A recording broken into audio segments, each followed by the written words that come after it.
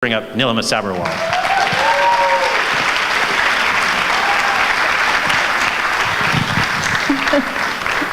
That was so kind of you.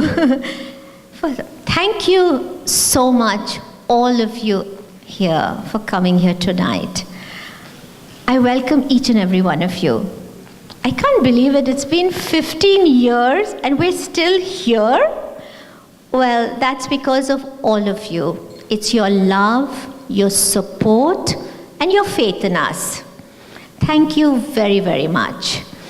I want to take this opportunity to thank a very special soul who left us recently, Sunil Jaswani, a lovable, anonymous donor who was the rock of HOH for many, many years.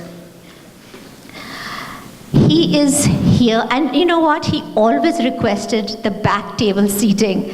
I'm very happy that he's here in spirit today with his family and friends who are sitting at the back according to his request. Thank you so much.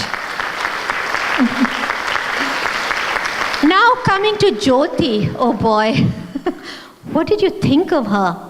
That is absolutely awesome. Jyoti is that living example of what our end result is. Jyoti means light, and it is that Jyoti light at the end of the tunnel that all of us in HOH are striving for.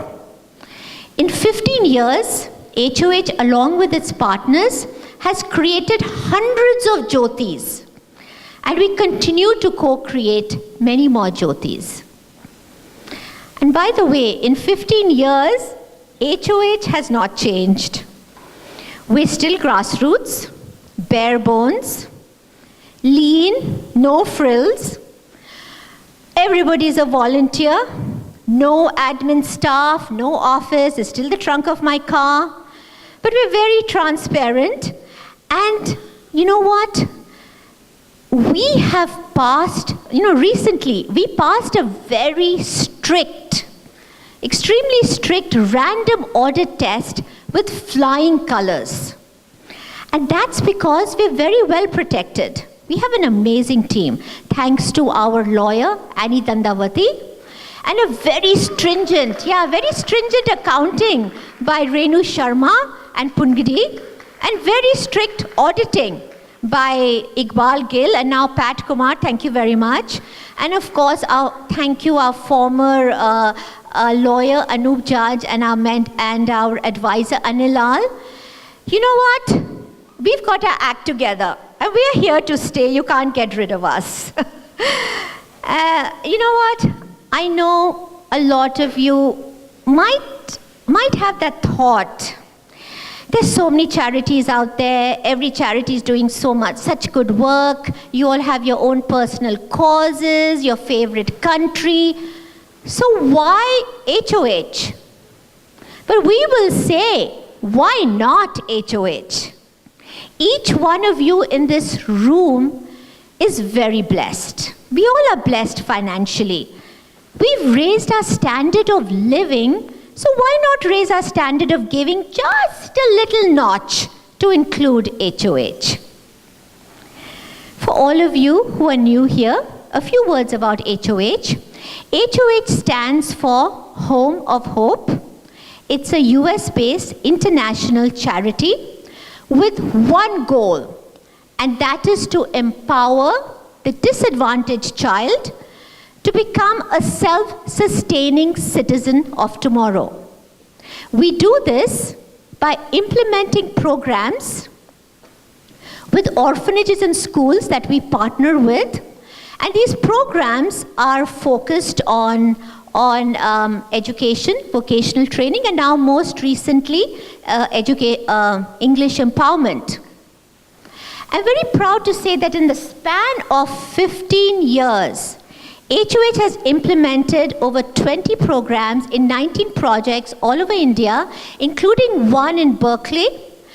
And our programs have touched the lives of thousands and thousands of kids, close to 50,000. These programs have been called by multiple names. catalyst, ignition, facilitator, enabler. But today, we are going to call it a tree.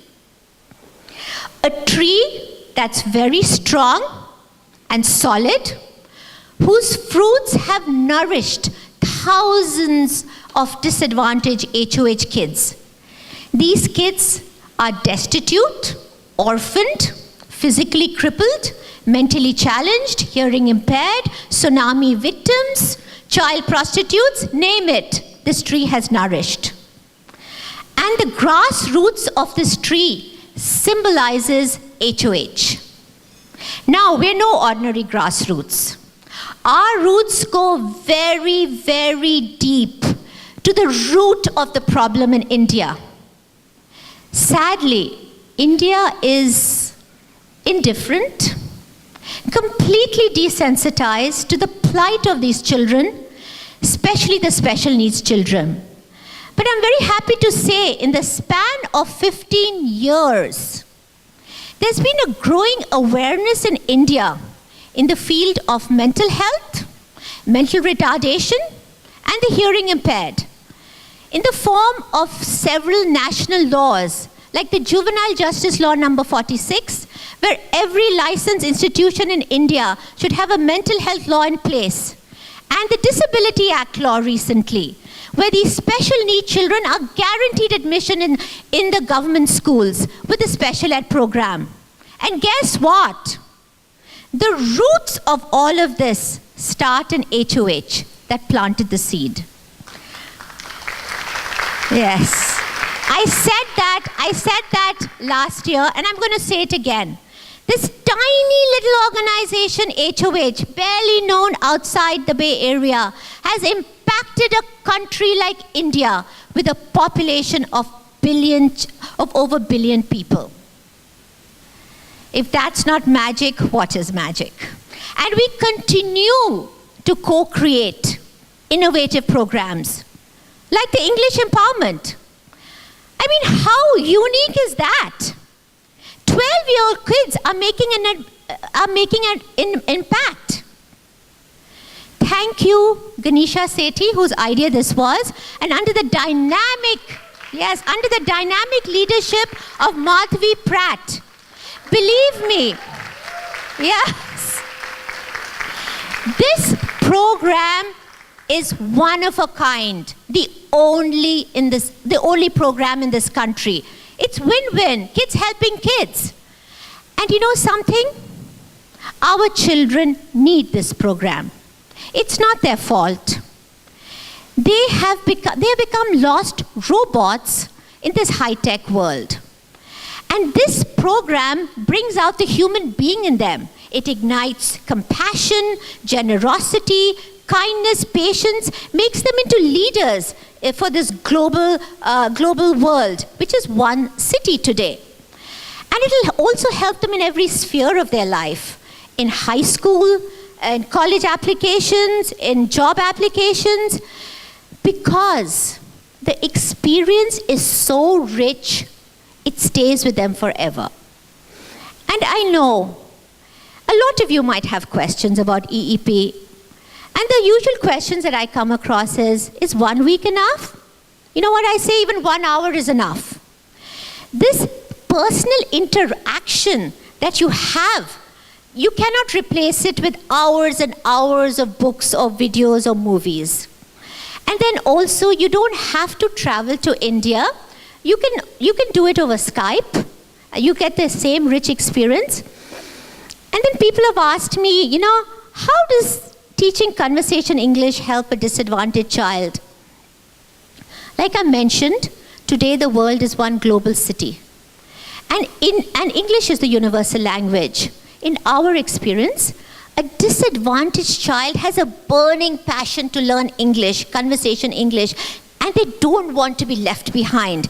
And when they interact with our kids here, it's a magical transformation. Suddenly these kids are excited, motivated, very inspired to excel in life.